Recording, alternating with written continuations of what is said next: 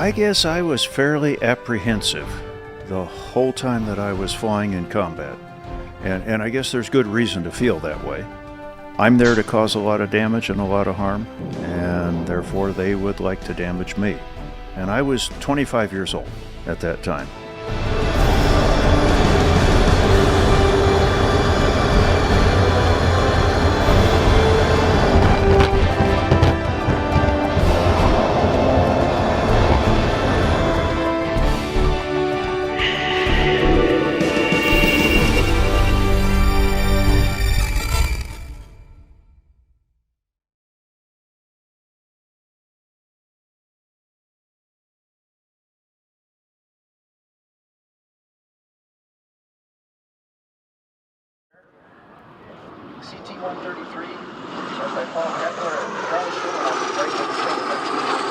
Good afternoon, Moses Lake Air Show fans. We are joined by a special guest. We have Mark Peterson with us. Mark will be performing at the Moses Lake Air Show in this beautiful aircraft that you see behind him. This is the A-37 Dragonfly. Mark, welcome. Thanks, Herb. Great to see you again. Great to see you. Hey, I just saw you take this aircraft up and do a phenomenal demonstration. Great job, buddy. Thank you. Tell us a little bit about the A-37. You were saying this has got some pretty interesting history. Yeah, the A-37 was developed by the U.S. Air Force as a counterinsurgency aircraft, and it was developed from the T-37 trainer that the U.S. Air Force had used since the 50s for training U.S. Air Force pilots. So they beefed it up, added a gun, put some hard points on it to carry bombs, and through a couple of iterations they ended up with this aircraft called the A-37B Dragonfly. And it's a great airplane. It's one of its most impressive qualities is that in combat configuration it weighed about 6,300 pounds empty, and it could take off at 14,000 pounds. There aren't too many airplanes that can carry more than their empty weight off the ground, but this one could. Its specialty was to carry a lot of ordnance and a big gun up over a battlefield and sit and wait for a call from the ground for troops in contact or close air support required. So its specialty was loitering and then bringing in a lot of firepower. This airplane was essentially the precursor to the A-10. This was used in Vietnam from the late 60s to the early 70s. And the A-10, I don't know if you remember the history on that, it was developed right around 1970. First flew, I think, in 1972. So it's kind of the little brother of the A-10 Warthog. Interesting. So you said that recently you spoke to some Vietnam veterans that flew the A-37. Yeah, one of the things I love about airplanes is, flying them is a blast and showing them to people is a lot of fun, but the people I get to meet through the airplanes are as much or even more fun and enjoyable and honorable. It's just a huge honor to meet these guys that flew these airplanes in that terrible conflict. But yeah, I reached out and called pilots and said, hey, you used to fly the A-37, and just get them talking. And they tell me some great stories about the airplane. They said, for instance, the 30 caliber minigun in the nose sounds really impressive, but it's just not very good at penetrating jungle canopies and whatnot. So if you could catch the enemy out in the open, it was a great weapon. But the primary weapon they said they used was the bombs, because bombs would go through the jungle and detonate down on the ground and do a lot more damage. Cool. Well, saw you do a snippet of your demo today. Tell us a little bit about what we're going to see at Moses Lake June 18 and 19. Well, I'm going to try to show off the A-37's capabilities and how it was employed as a ground attack fighter. And one of the things that ground attack fighters are always facing is return fire from the enemy.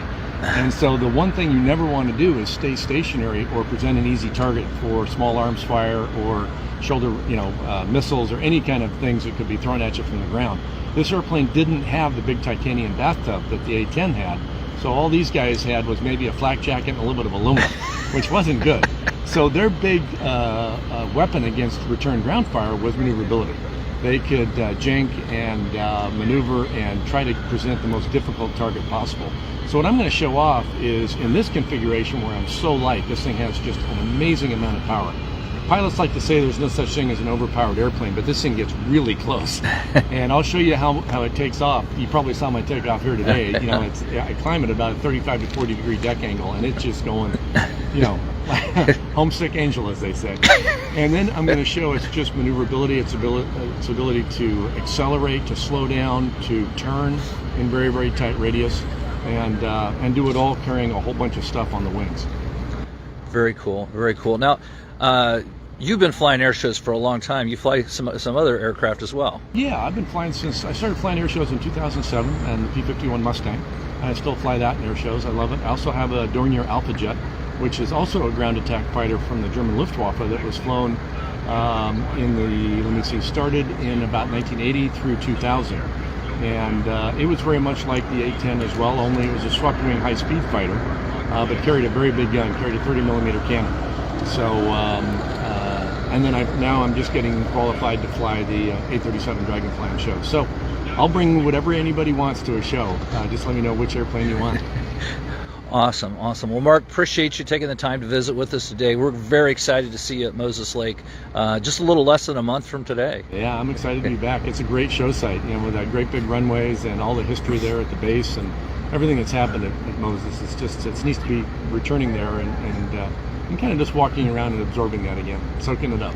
Great, great. Well, folks, that's Mark Peterson, the A-37 Dragonfly. You'll get to see him along with our other performers and static displays. That's June 18th, 19th.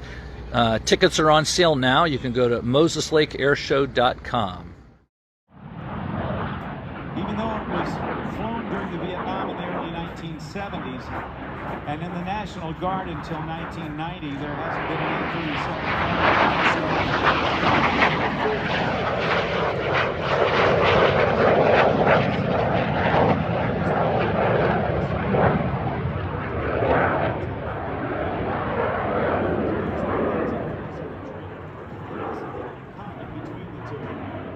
The A-37 has almost 3 times the thrust of the T-37.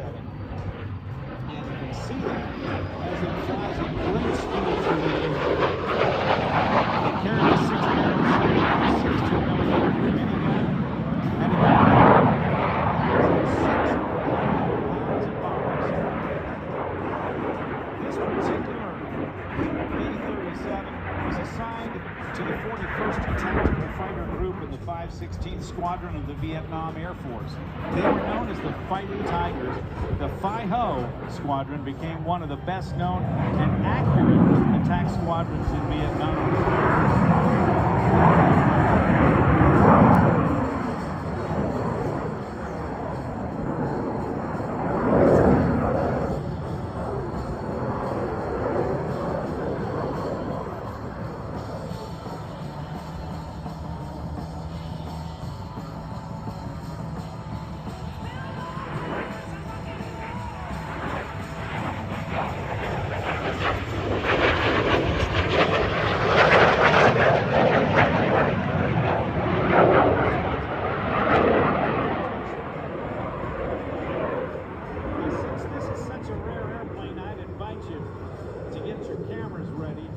He's going to do a belly up pass for us now. And we'll see the bottom of it. You can see all 8 of the external hard points that can carry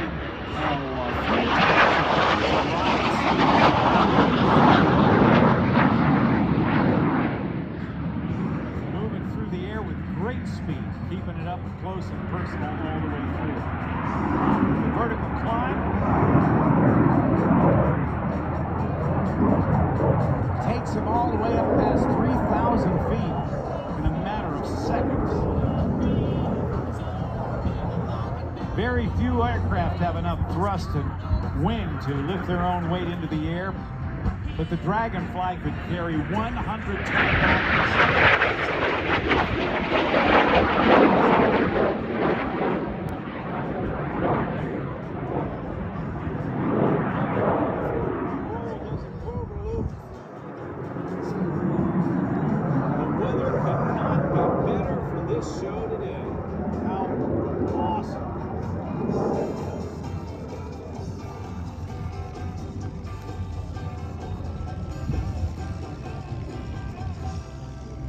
Those smoke generators on the wingtips also exhibit something that's worth mentioning from an aerodynamic standpoint.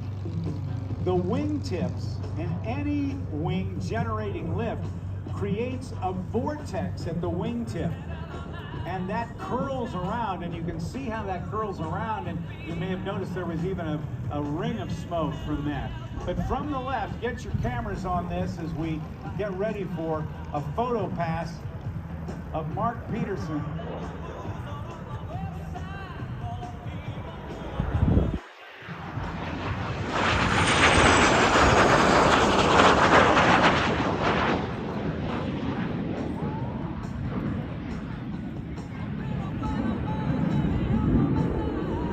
That's some footage I want to keep for a long time. Very cool.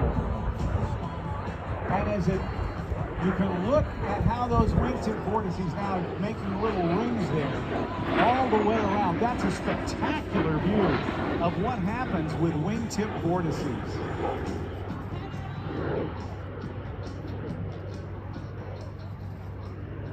The A-37 Dragonfly. What a rare airplane as it approaches to land. On behalf of the entire Dragonfly team, Mark wants to thank all of you and all of the volunteers who make this show happen. And they want to thank the entire community for coming out today. Mark says he looks forward to seeing you again.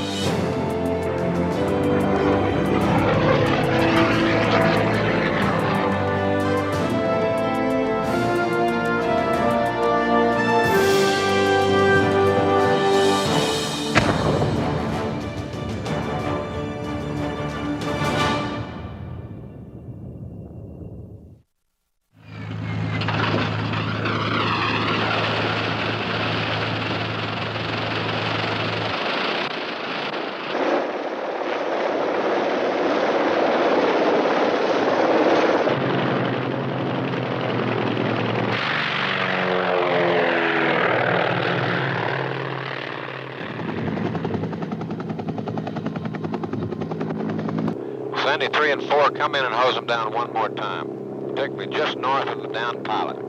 Roger, Sandy 1. We've got the down pilot in sight. We're coming in from your 6 o'clock at this time. And we've got quite a bit of ground fire out here, so until we exactly pinpoint it, we're going to have to... Okay, Don, I think we can go for it. This is just small arms. We can move him in along the ridge line. Okay, babes, let me know I'm coming in. Hello, gunfighter 82 Alpha, 82 Alpha, Sandy 1. 7-4, bleeding. Okay, Bravo, Bravo, pop your smoke, pop your smoke. Okay, Charlie, 10 degrees more right, 10 degrees more right, smoke straight ahead, smoke straight ahead. Charlie 5-6, Sandy 1, go. All right, Sandy, they want you to pull back to the west. They got some bigs coming in the area. Roger, copy that. Get out on the deck. I advise all choppers, get on the deck. Watch those bigs. Watch for shoots. There's the big. There's no shoot. He's done. Get down. Bigs, bigs. Charlie Green 7, watch big hit. 5, get down, choppers. Bigs, bigs.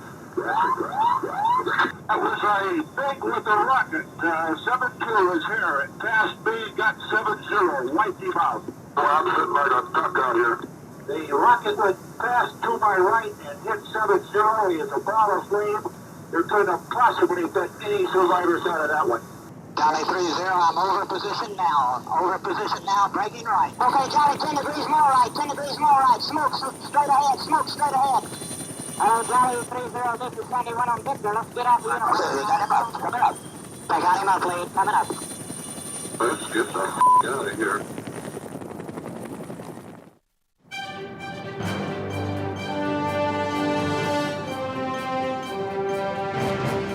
The Sky Raider is a brute, a hulk, big, a bulky body, long, wide, straight wings, and just one powerful engine, the same engine used on the B-29 bomber. That big engine allowed the plane to carry freakish weapons loads, more than the World War II B-17 bomber, and 4 times the ordnance on the P-51 Mustang. Not all missions lasted this long, but the A-1 could stay aloft for as long as 10 hours. And thanks to those long, wide wings, could maneuver at low speeds. To protect the pilots, extra steel plating was added to the cockpit area. The Skyraider was nicknamed the Spad after the French World War I fighter that was flown by many American pilots. Eddie Rickenbacker became an ace and Medal of Honor recipient flying the Spad over France and Germany.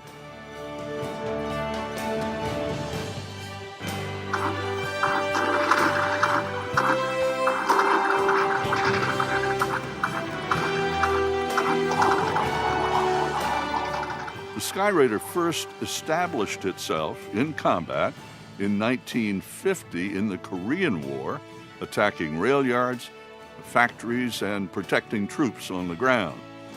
Even with great pilots flying a great airplane, there are always losses, men and planes. In Korea, 128 A-1s and many crews were lost.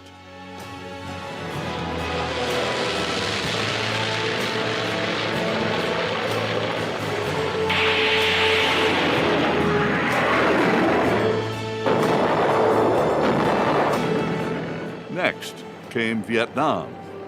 The Navy Spads flew in the very first attack on North Vietnam, August 5th, 1964, from aircraft carriers in the Tonkin Gulf. The targets were fuel depots at Vinh.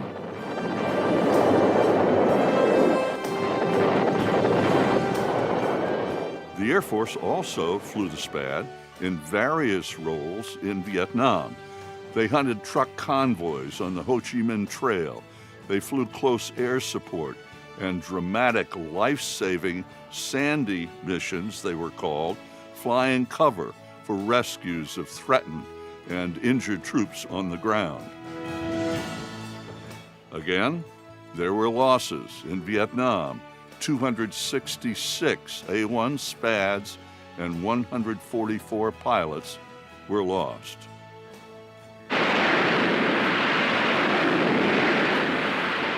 The Navy's last Vietnam missions were in 1968. The Air Force continued to fly the Spad until the war ended. The Skyraider's retired now. Some say it was the most effective ground support aircraft ever. Two American aviators join us today. Both flew the Spad in Southeast Asia. John Goldenbaum is a retired United States Air Force lieutenant colonel. He served 20 years active duty, including 2 tours in Vietnam, 608 combat hours. He earned numerous decorations, including the Distinguished Flying Cross, 11 air medals, and more. John commanded the famous 71st Tactical Fighter Squadron at Langley Air Force Base. As a civilian, he continues to use aviation to connect and work with at-risk young people.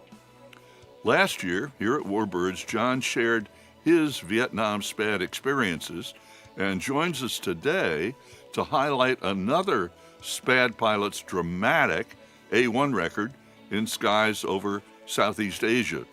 He is Roger Youngblood, also a retired United States Air Force officer who served 24 years active duty. He logged 4,000 flight hours in 12 different types of aircraft. He is highly decorated with 48 Air Service medals, including 4 Distinguished Flying Crosses and 4 Meritorious Service medals. He was a program manager and a test pilot for the A-10 F-16 Joint Program, Chief of Air Operations in Korea, and advisor to the United States Air Operations Thailand. Roger and a fellow pilot saved 4 A-1 Spads for history.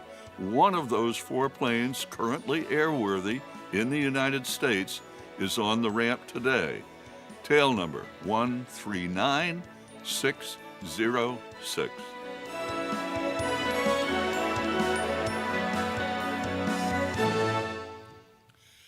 Afternoon, ladies and gentlemen. I'm David Hartman. And please, oh my gosh, thank you.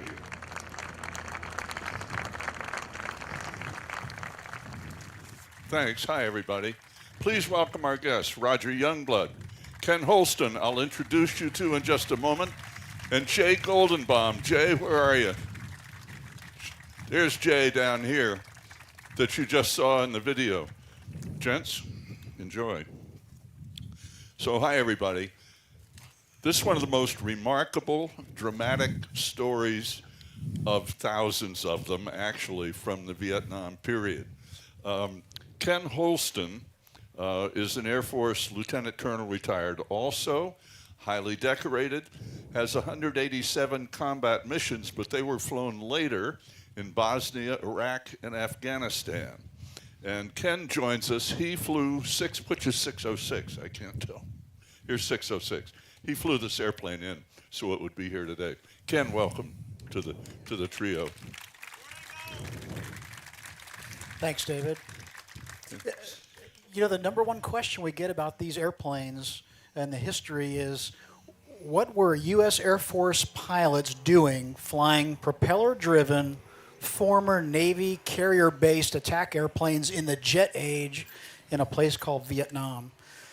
And to truly answer that question, you sort of have to take a step back in time and knock some rust off of some world geography and some history and go to the end of World War II. 1944-45, we'd won the war in Europe. We were taking the war to Japan and the home islands, and the B-29 Superfortress was a technological marvel of its day. And one of the key points that made that airplane possible was the development of the Wright 3350 engine. Now, the Pentagon, fearing that we would have to actually invade Japan, went to the Douglas Company, which made some superior airplanes like the DC-3 and the SBD Dauntless dive bomber.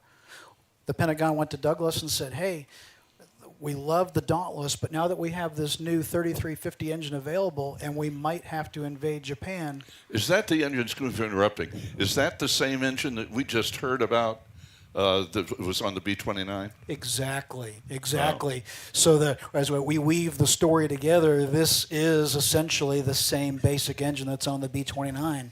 And they said to Douglas, why don't we take that engine and build a successor to the Dauntless, we'll call it the Dauntless II. Douglas did that. They built a prototype, and it flew just a few months before the atomic bombs dropped and ended the war, preventing the need for that invasion. And the war ended, of course, with the dropping of the bombs. But the Pentagon liked the airplane so much, they put it into production, but instead of calling it Dauntless II, it became the Skyraider. As World War II ended, of course, two of our allies, Russia and China, chose to follow a communist path and quickly became enemies in the start of the Cold War. And that Cold War lay dormant until the 50s started, and the heat began in a place called Korea. And interestingly, it was similar to what happened later in Vietnam, split down the middle with North and South, just as North and South Vietnam, but it was Korea in the early 50s. You're exactly right. Now, map is up on the Jumbotron there on the other side of the globe if you just want to do a quick refresher of your world geography with, you see the Japan in between Russia and China. Korea is just to the left of that, so in the same neighborhood in Asia. And the Skyraider was the primary ground attack airplane for the Navy and Marines, both flying off the ships and ground bases. Many of you may have seen a great color movie from the 50s called The Bridges at Toko Ri. While the stars of the movie were Grumman Panther jets, that's a little bit of a Hollywood-ism. The real heroes of that movie, or in the history books, were the Skyraiders that went in and actually took down those bridges. When that period of time ended, the Pentagon looked back and said, wow, we have worn out our Skyraider fleet, and while we love the silver screen version, we would love to build more jets. The truth is, jets are not ready for prime time. They couldn't carry the load, they didn't have the fuel efficiency, and the metallurgy in the engines just didn't allow the lifespan of the engine like the good old SPAD. So the SPAD was put back into production, and several hundred more were built. in a production run from 54 to 57, and our 606 here is a 1955 model. Into the 60s, President Kennedy, of course, was in the White House, and one of the pillars of our foreign policy at that point, you may remember, called the domino theory. That was a concern that if communism continued to try to spread its tentacles and knock down small countries one at a time, it could set a tumbling like dominoes and allow communism to spread. Ken, it's interesting when we get to this period, with the early 60s, we talk about this war as the Vietnam War, and yet there were many more countries involved than just the two Vietnams. That's exactly right. And on the chart up there that we had earlier, when you zoom in on the area, we call it the Vietnam War, but it was really the Vietnam, Laos, Cambodia, and Thailand War. President Kennedy had hoped to keep us out of direct involvement, and we think of him as the father of special forces, the Green Berets, advisors that would go in and help the indigenous folks of their own country help themselves. And lesser known is that the Air Force stood up a unit called the Air Commandos, which were sort of the equivalent of the Green Berets in the Air Force. South Vietnam had been supplied with Sky Raiders as early as 1960 and became the second largest operator of A-1s in the world. And the Air Force took over from the Navy, working with the South Vietnamese in the early 60s flying missions using the E model. That's a two-seat version of this airplane where a U.S. pilot and a Vietnamese pilot could fly together. Where would those pilots train, the South Vietnamese pilots? I mean, as long and detailed and deep a process as that was, where would they train? The short answer is many of them came to America and did flight training in the States and then went back to Vietnam to serve. That joint flying only lasted a couple years. After the Gulf of Tonkin incident, America then took on a frontline role in Vietnam and flew the multi-place A-1E single pilot. Those airplanes were used up, and by this time, into the mid to late 60s, jet technology did catch up, and the Navy was now able to build their ship squadrons using A-4 Skyhawks, A-7 Corsair IIs, and the single-seat Sky Raiders, like our 606 and H model, were now surplus, if you will. And the Air Force said, boy, we'll take all you'll give us. And they stood up 4 squadrons of single-seat, mostly single-seat Sky Raiders. So where would they fly out of? Well, the 3 of the squadrons were in Thailand, and 1 was in Vietnam. The airplanes did a variety of missions, everything from forward air control, armed reconnaissance, close air support for troops, more recently declassified support of Green Beret special operations teams, and then finally the most well-known mission, the search and rescue mission where they used the call sign Sandy, went in to protect downed pilots and then protect the helicopters that went in to pick up those downed pilots. Under President Nixon and the Vietnamization program, we needed to reduce our footprint in Vietnam and began a slow withdrawal. So piecemeal remaining Sky Raiders were handed over to the South Vietnamese, and by the end of 1972, we had stopped operating, Americans had stopped operating Sky Raiders in South Vietnam, and the Vietnamese were fighting on their own until the fall of South Vietnam in 1975.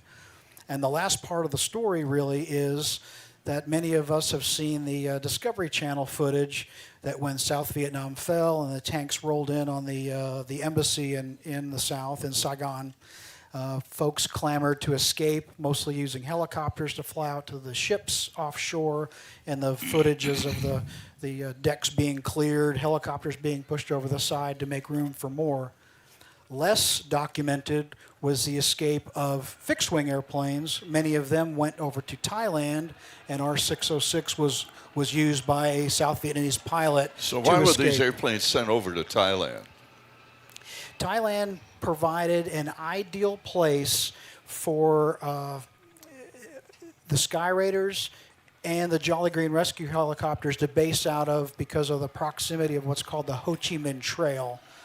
Not just one trail, but really a network of thousands of paths and roadways that worked down around Vietnam. And on one of the maps that you see there, you see that Vietnam is a very narrow country, and our forces in Vietnam formed what you would call a roadblock. And what do we do when you come up against a roadblock? You go around it.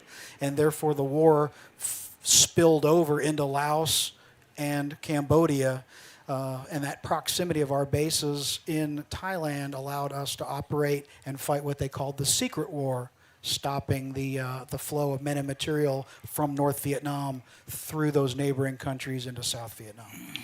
So how many hundreds or how many airplanes were parked over there to keep them from the North Vietnamese? I would estimate the number is probably 50 or 60. I know 11 of them were Sky Raiders, and 4 of them, Roger and another pilot named Jack Drummond, were able to save. So Roger, there's the backgrounder on all of this, which, by the way, is one of the best brief backgrounds about the Vietnam War I've ever heard. That was awesome. Roger, yeah. You know, this is part of what we do here. We're trying to present some of this history because I guess most of you, if you were born when that was going on, you were awfully young. And so one of our goals is to not only honor veterans, which is the major reason we're here, but to try to refresh people's memories or give them some memory about who did what to make sure that we could be here today and live the lives we lead, and we honor these veterans every day in every way. So, Roger, you're up. Thank you, and thank all of y'all for coming out here in this hot sun to listen to a little bit of history. When I started out in the pilot training, I wanted to fly the A-1, terribly so, but we didn't have any left, so I took a C-123 for a one-year tour in Saigon, quickly volunteered for a concurrent tour to get into the A-1, and it worked out great. I flew the A-1 out of NKP, and towards the end of that tour... What's NKP?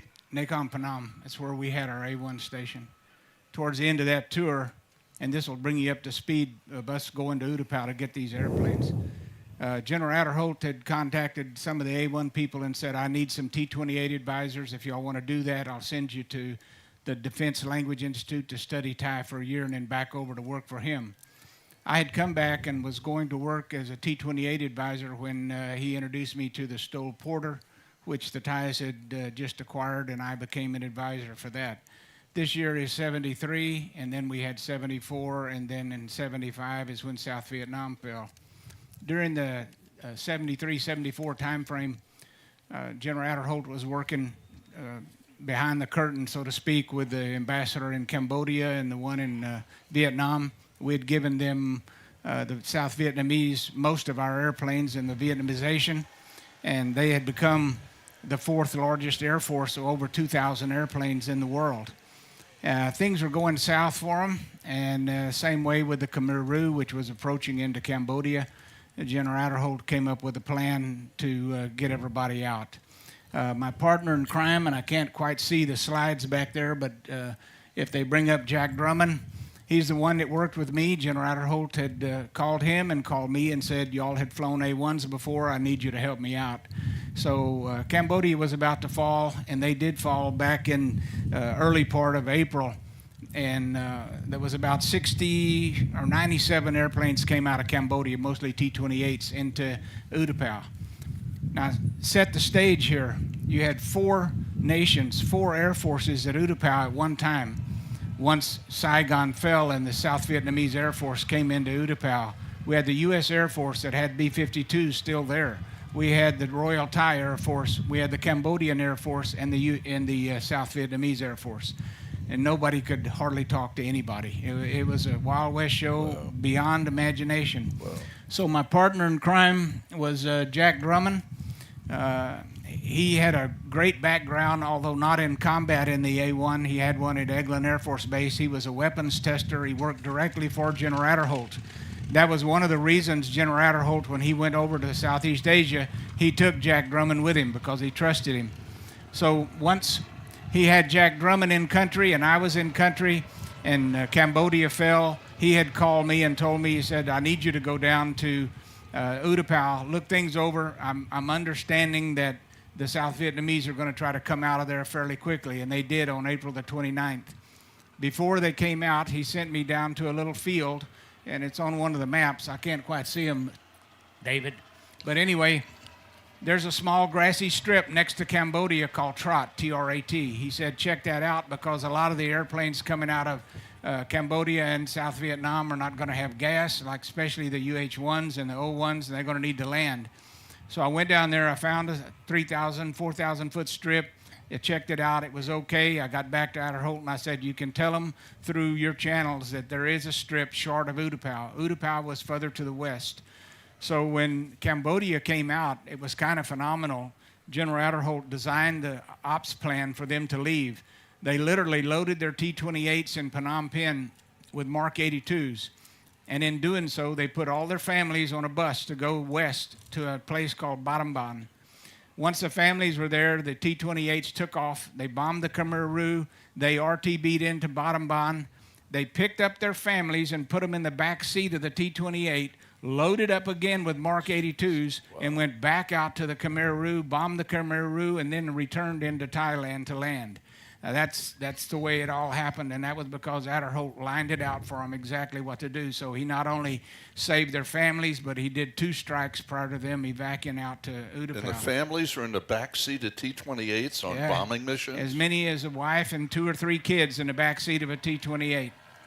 God. The whole story of this evacuation, whether it's Cambodia or Vietnam, is unbelievable. We had A-37s landing with a pilot and 4 people in the right seat. We had C-47s designed for 30 or 40 people landing with 150 Vietnamese people in there. It was a Wild West show, believe me. So I had Trot set up for them, and we were evacuating people out. And as we were getting them off the helicopters that would land, I was trying to check things out and see who was coming in and all, because we didn't know who was on the helicopters. And what was meaningful to me was there was an elderly lady got off of the helicopter. She was in her Ao Dai, Vietnamese Ao Dai. She was about, according to my interpreter, pilot, Vietnamese pilot, he went and talked to her. She was over 90 years old. And she was carrying a plastic bag in her hands wrapped up like this, and she had tied a knot in it.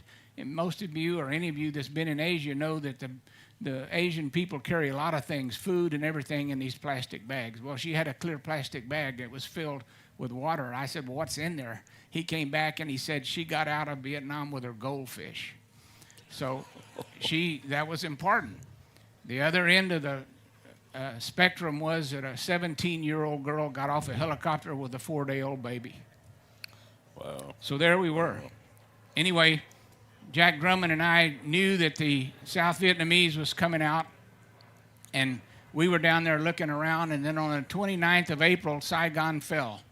And I don't know where the slide program is up there, but anyway, I'll just tell you how it was. When the North Vietnamese and the Viet Cong overran Saigon, it was unbelievable. The South Vietnamese military was running, or Air Force was running to see if anything had any gas and just take off and go west.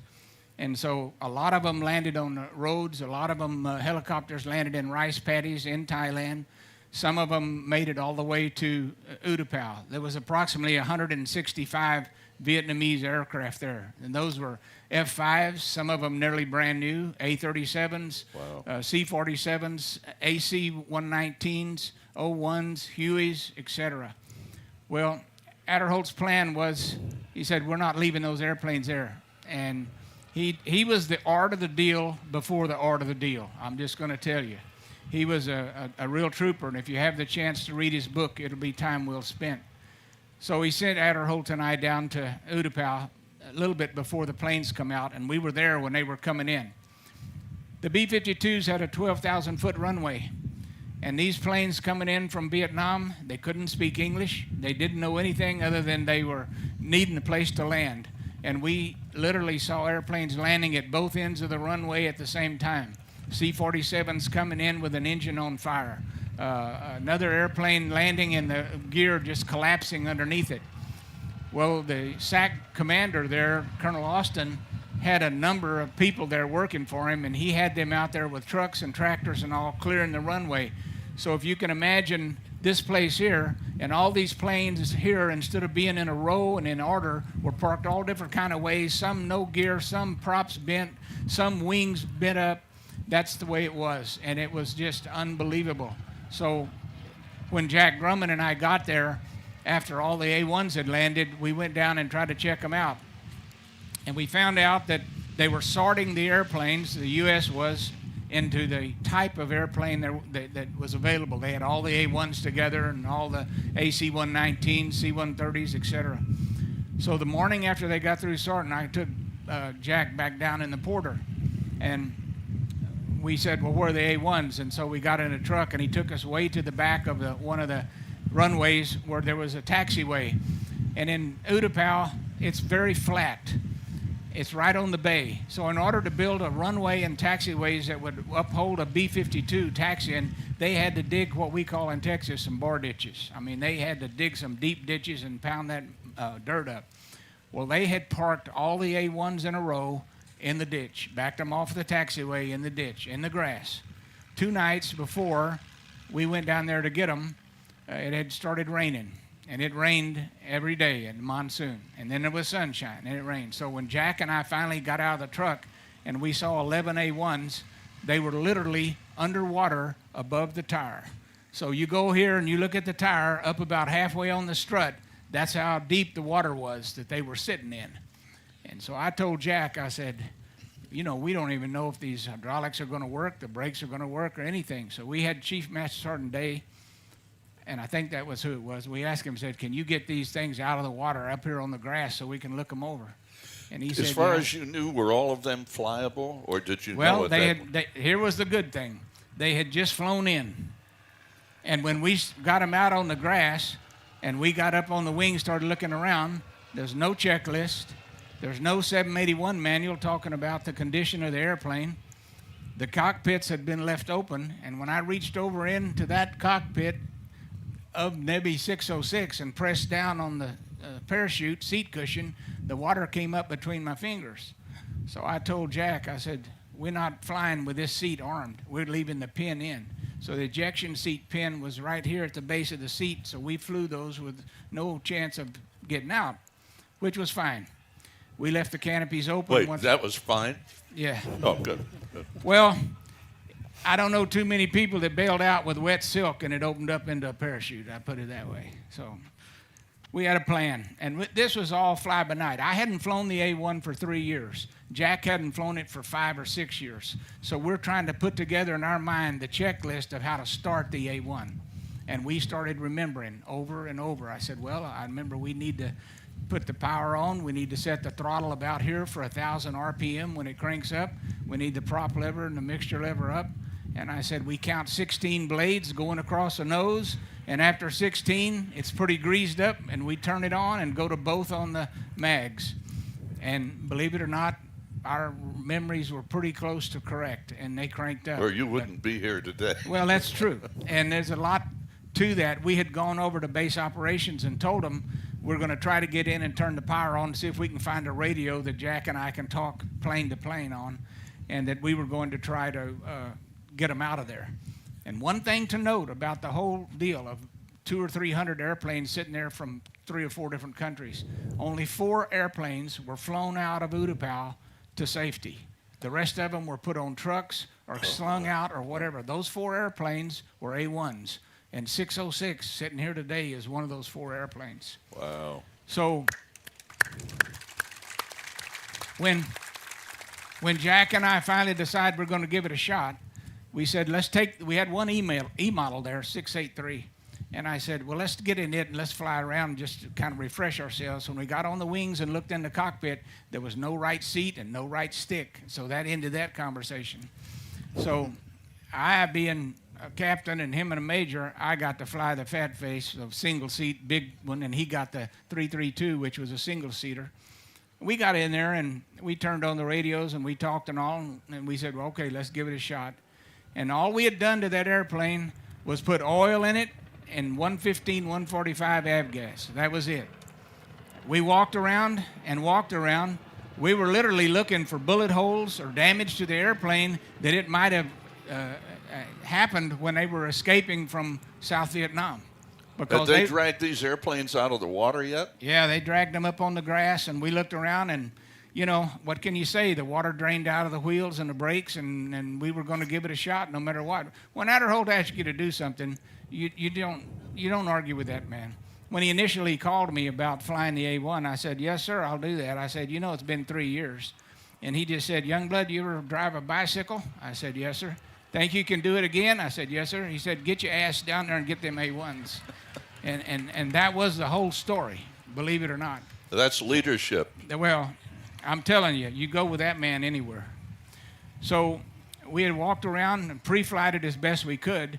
What we soon learned was there was no de-arming at the end of the runway when the Vietnamese landed. The guns were still hot.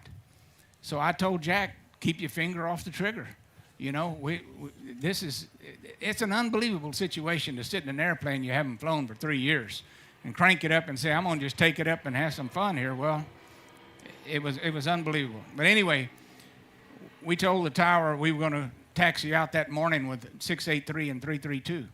And we cranked them up, and we chose the call signs Sandy 1 and Sandy 2. And just what happened, as we got out on the taxiway and turned, and we started taxiing towards the parallel taxiway, there was 2 Jolly Greens sitting over there waiting to rescue people with their engines running. So here, after all these years, was 2 A-1s taxiing past 2 Jolly Greens, which was a little emotional. Wow. So we got to the end of the runway to arm, and we were going to take off north to south over the ocean, just in case the engine quit or whatever. We could just ditch it in the ocean and try to get out. We had T-28 harnesses, but the coke fittings fit the harnesses in the A-1, so we did that, and then we locked the seats and locked the harness so we couldn't fall forward, but the seat pin was in, so there was no ejecting like I told you. So we got onto the runway, and I told Jack, I said, Jack, if you have to abort, just let it drive off of the end of the runway. If you get on the brakes and one of them hangs up, you're going to cartwheel, and we don't know what will happen. So we agreed to that, and we didn't maximize the power on takeoff. They were clean birds, and so we got up at an adequate Did you take off individually or together? Yeah, Jack took off first. And so I was behind him, and I was looking at his airplane and kind of talking to him. He had selected half flaps on takeoff, and he got down about 2,000 foot, and he said, no flaps, because it was coming on up and ready to roll. So he popped his flaps up, and I raised mine too. And about 3,000 foot or so, you could see him start to just touch a little left, right, and then all of a sudden he was airborne. And we were going to make for sure that we got up a little ways before he sucked the gear up, and he popped the gear, and I said, the gear clean good, buddy, the gear clean good. So when he took off, we were going to exit back to the east over outside of Utapao and head up to Tak Lee. And he made a giant turn to the right to give me time, and I was going down, and I told him, I'm off, and I said, gear up. And so then he started his turn back to the left, and I joined up on his echelon to the left, and we turned out, and we flew at 1,000 feet. Some of the pictures are on these slides. I don't know where that show is. But I was up on his wing about 500 foot above him, taking pictures of him flying that Vietnamese A-1 332 up to Tak Lee. Now, Adderholt had told us to take the airplanes to Tak Lee. And the reason being was there was a huge hangar that he had built himself or had built up there. And this is nothing confidential. I mean, it was to hide U-2s in there. If the U-2s had an engine problem and had to emergency land, they could land at Tak Lee and they could put them in a hangar. So he said, I want you to put those A-1s in that hangar. So there's a slide here in a minute to show that we landed in the first H model 332. We turned over to the Thai colonel there at the base. And we just came down initial, just like we owned the place. We pitched out. We land, Sandy 1 on final and Sandy 2 on final, and we touched down, taxied in, turned the keys over to that Thai colonel, and Adderholt had directed that an Army fixed-wing aircraft come up to Tak Lee and pick us up and take us back down to Utapao.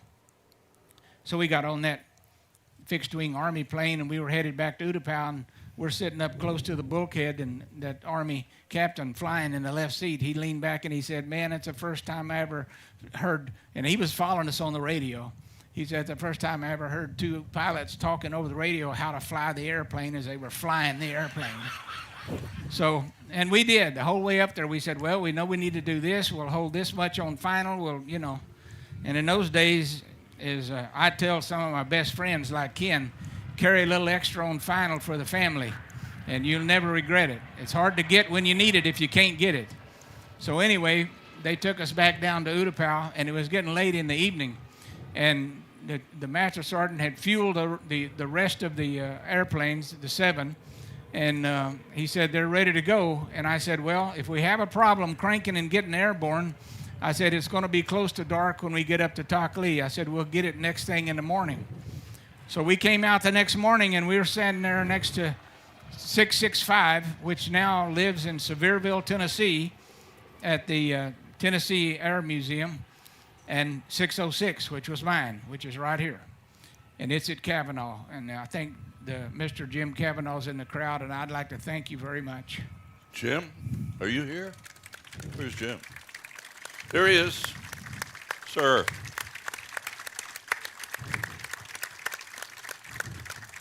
A lot of time and effort and money went into getting 606 back to where it is today, and thanks to Ken Holston and him being a captain with Delta Airlines, he finagled Delta to repaint 606 back to its original spec. So that's good. You've got an authentic A1 Skyraider in 606. Wow. So when we got out to the last two aircraft, 665 and 606, there comes this blue staff car screaming down the taxiway to where we were located. The door slings open, and this lieutenant colonel gets out. And he's from SAC, and so, you know, they do everything by the book, whether it's going to the restroom or whatever, it's by the book. So he comes up to us, and he said, wait a minute. He said, I got a call from headquarters, and they said, they heard you flew these airplanes. They want to know, when did you get current? You can't fly these airplanes. When did you get current in these A1s? And Jack and I looked at each other and looked back at him and said, yesterday. He didn't say a word. He got back in his car and headed out. So we just got in those A1s. And how many of you active duty were in SAC? Any of you? Yeah, a few. Nothing against SAC, but that's the way they operate. Well, I just want to identify my old gang. So. Yeah. And by the way, I know there's some people here visiting today that worked on the A1. Whether you were weapons troops, gas troops, whatever you were, radio, would you raise your hand? I'd like to thank you. Yeah.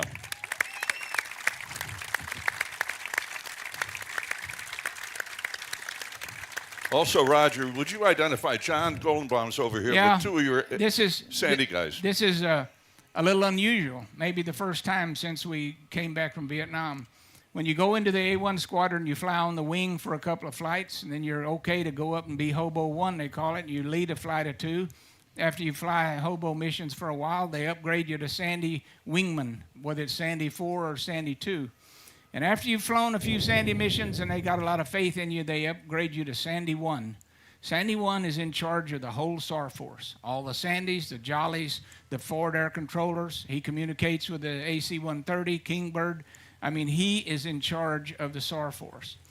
It just so happened that John Goldenbaum, John Ralston, and Cliff Groves and I were in the same flight, and we were all Sandy 1s, qualified flight leads. I'd like these guys to stand up.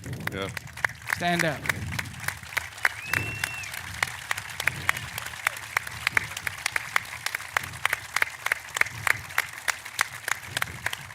There you go.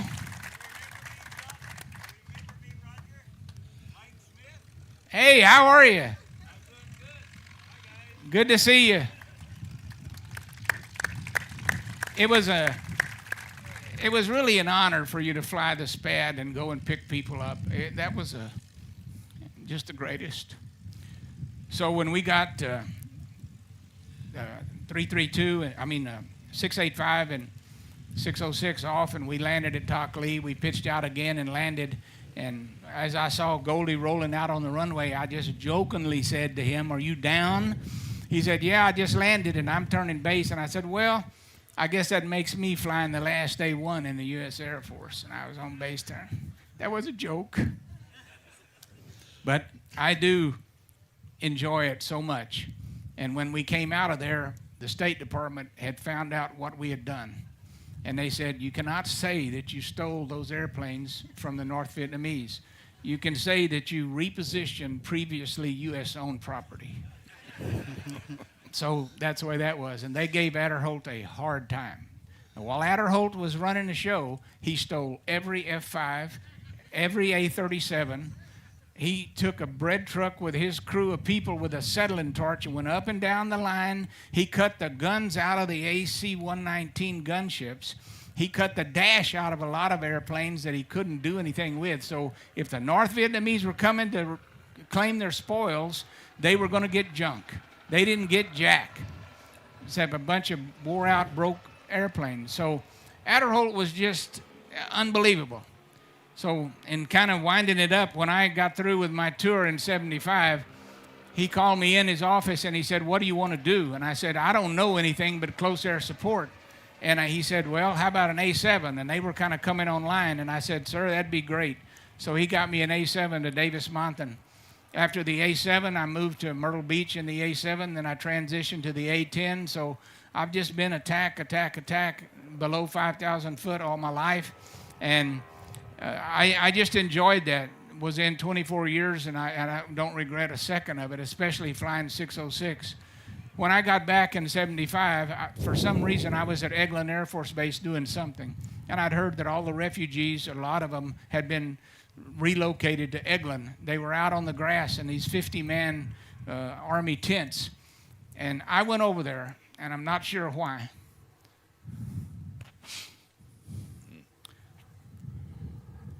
But I went over there to see those guys that had come back. So I asked, do you have these Vietnamese refugees segregated by aircraft? And they said yes. And so I said, well, where are the A-1 pilots? And they gave me a tent number, and there was a lot of tents. So I went down there to that tent. I walked in, and here's about 30 or 40 cots in that tent. It's hot. In typical fashion for Asian pilots and all, they're in their underwear and T-shirt. They're playing cards on their cots. That's all they had. So I sat in there and talked to them a little bit. I said, you know, I flew the A-1 in Saigon for a while, or not in Saigon, but I saw your A-1 in Saigon. Then I got to fly the A-1, and then I was involved in you getting out of Vietnam. And so the next day, I went back and I said, what do I need to do to take one of these guys with me? And that lady sitting there, she turned this piece of paper around and said, sign here. That was about what it took. So I signed off on possibly doing that. So I went to the tent and I found this one that I liked, this guy I was talking to. I said, you know, you don't know me. I don't know you. But we both flew the A-1. If you want to get out of here, I'll take you with me to live with me.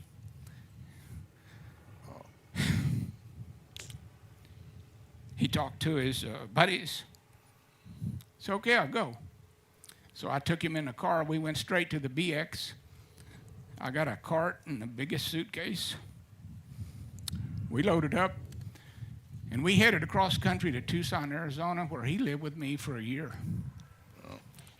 I got him a job at HEB, stocking shelves.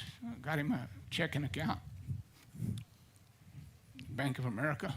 Got him enrolled in an English class. After a year, he and some of his buds wanted to head out. I said, okay. I blessed them. They had bought a car. We went to the bank, got all his money out, got him traveler's checks, shook his hand, and he headed out. And that kind of summed up my tour and my career and what I wanted to do. Wow.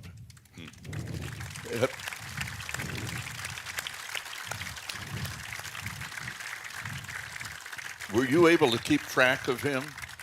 Could you keep track of him at all, or he? I tried to track him down a few times. I'd heard that, believe it or not, he went to Minnesota, and I think there's a lot of Vietnamese people in Minnesota, and he's probably 40 years plus now, so he's well on his way doing something. But this whole thing happened 40-something years ago, and 5 and 6 May 1975.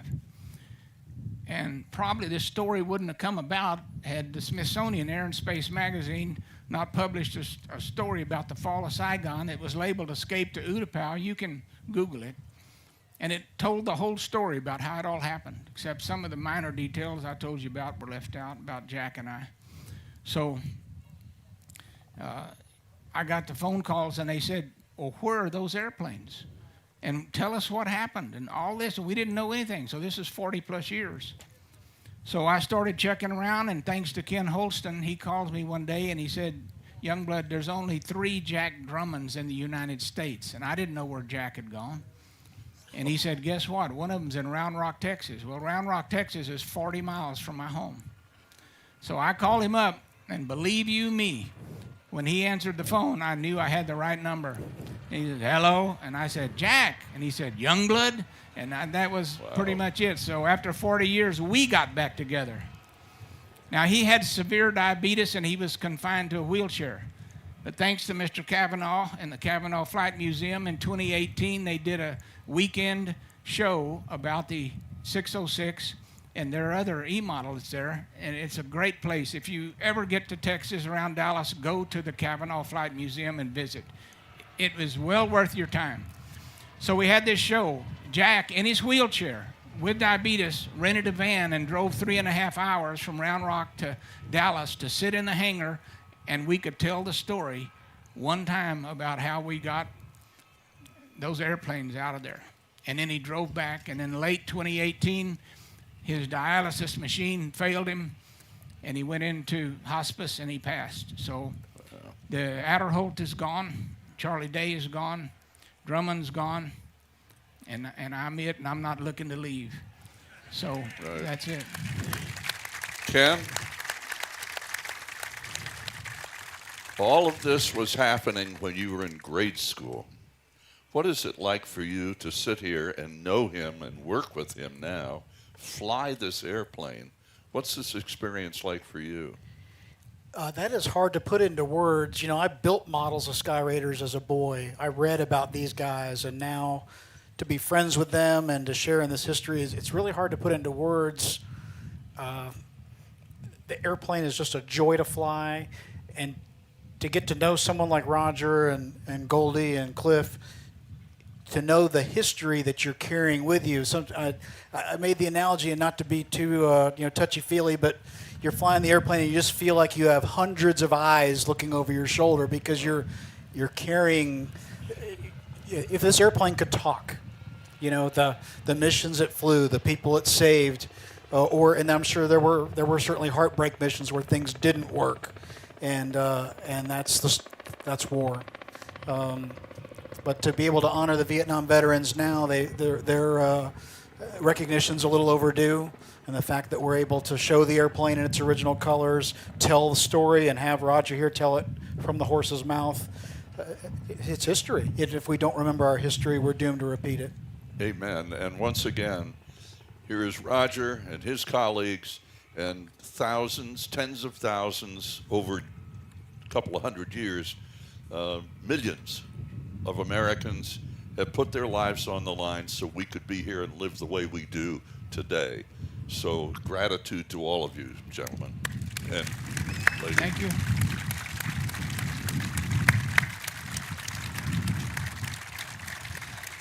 So Sam Bass, who's a 50-year safe flyer with his tens of thousands of hours, and by the way, Ken has almost 20,000 hours too, Yeah, right. as a pilot.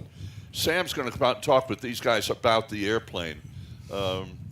John, thank you for being with us there. John Cliff. Goldenbaum. John Ralston. Sam, take over. Yes, sir. Hello, we here. Tell us a little bit about the design of the airplane. What was its purpose when it was designed? Well, as we alluded to earlier in the presentation, at one point we thought we were going to have to invade the home islands of Japan. And so the airplane was designed to replace the Dauntless dive bomber. And the Sky Raider, and I think the Bearcat, both to me are the pinnacle of the World War II technology.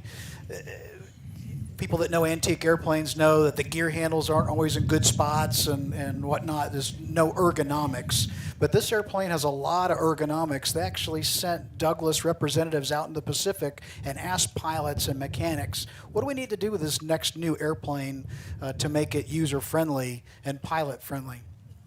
Well, what is the hours when we're talking about range, not in distance, but in hours loitering range, for instance?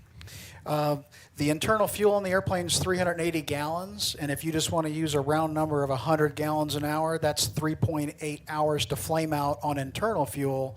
And then these drop tanks that you see here are each 150 gallons, so that you can add increments in range. You know, the airplane empty is about 12,500 pounds, but the gross is 25,000 pounds. So it, in essence, can carry its own weight in stuff, which you can divvy up between ordnance and fuel. So it not uncommon for missions in Vietnam to go out to the 8-hour mark if need be. Well, speaking of armament, what is the armament on this airplane? Of course, I'm sure it varies depending on its mission, but what's typical armament for it? In Vietnam, of course, the 4 20-millimeter cannons in the wings, and they typically carried also a 7.62 minigun, which show you a replica here on the stub pylon. They also carried a lot of cluster munitions, which are the kind of the equivalent of grenades, all packed into dispensers, white phosphorus bombs, rockets for both marking and high explosives. And then, of course, it could carry hard bombs, napalm, mines, rescue kits. The beauty of the airplane is if it would hang on there, it could carry it. Well, of all of these that are built, how many do you think are still flying? The number is less than 20. I don't recall the exact, but there are less than 20 flying. Of the H model here, only 2 fly in the world, and it's thanks to Roger Youngblood that the airplanes were saved. The J model, which was the last version, none fly. Okay, how about flying the airplane? Now, of all the airplanes you've flown, you've got a vast knowledge here of airplanes you've flown in the Air Force and in the airlines. How does this compare? I'd love flying this airplane. It's such an honest, stable machine. Back in the day with the high-octane fuels, the manifold pressure was limited at 56 inches. Today, with 100 octane, we're limited to 49, and we applied a across-the-board limit, actually of 45, just for engine longevity. However, we fly the airplane with no armor and no armament, so I think the way it handles on reduced power and reduced weight is probably somewhat similar to what it was like in combat. Very stable, very well harmonized. Amazing what the designers did. Well, here we just celebrated the 50th anniversary of the moon landing, all done with slide rules. And again, what an amazing thing that the engineering minds of America did. They decided to put hydraulic assist ailerons in, but manual elevator and rudder, yet the whole airplane just feels just easy and naturally harmonized. Well, thanks to the Kavanaugh Museum, now you get to fly this around the country. You as an individual, what does it mean to you to be able to present this to the public? It's a lot. As a quick aside, when we decided to repaint the airplane and put it in its accurate colors, I went in search of experts, with the quotation marks, experts to help me confirm the fonts of the stencils and all this other stuff. And I found out that there really weren't any. So what do they say, in the land of the blind, the one-eyed man is king, and I became the Skyraider expert on that. So to be able to be a conduit to history, to get to know Roger personally, and to be able to help relate the stories, share it with the public, and in particular because Vietnam, America wanted to put all things Vietnam behind it. And in the years since Desert Storm, we've done such a better job of embracing the Vietnam veterans and the Vietnam era to make sure that as citizens we don't forget the price of freedom. Amen. Okay, thank you for your info. And I'd like to add right here that Roger Youngblood has some pictures, and they're all about the Skyraider. And if you'll see the building over here, it says Warbird Merchandise. He'll be over here right after the end of this, and he has given these pictures away, and he's signing them for you. It's going to be quite an honor for you to get that. There's also, we have a large selection of books and memorabilia over there for the Warbirds. speaking of the warbirds, you don't have to be a member to be out here, obviously. You don't have to have a warbird to be a member of the warbirds. So we'd love to have you in here, and we'll share what little knowledge we have. And thank you all for coming, and thanks all you people for coming. We really do appreciate it.